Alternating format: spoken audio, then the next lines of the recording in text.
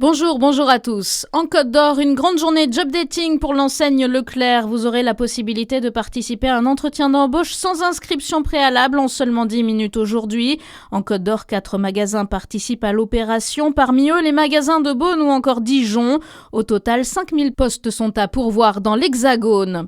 Un forum pour trouver son alternance aussi et un emploi dans l'industrie à Chalon-sur-Saône ce matin. 22 entreprises du département proposeront des postes de soudeurs, chaudronniers ou des postes dans l'administratif avec des entreprises de tout le département comme Alstom au Creusot, Métic à Chalon et bien d'autres encore.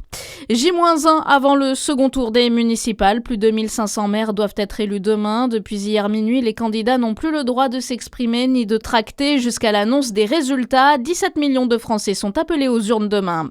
Il faut en profiter, c'est le dernier week-end avant fermeture à la station des Rousses. Dernière descente aujourd'hui et demain de 9h à 16h30. Une cinquantaine de kilomètres de pistes de ski de fond sont encore accessibles. Un dernier week-end de ski dans le Jura avant de changer de saison et se mettre à l'heure du printemps.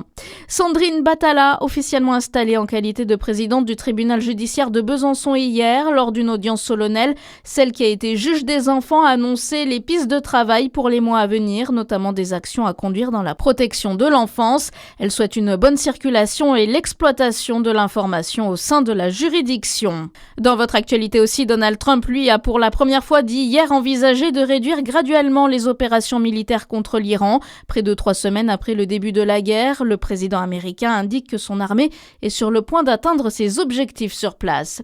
Et puis Éric Perrault a remporté le gros globe de cristal hier en Norvège. Le biathlète de 24 ans a remporté la 8e et dernière étape de la Coupe du Monde.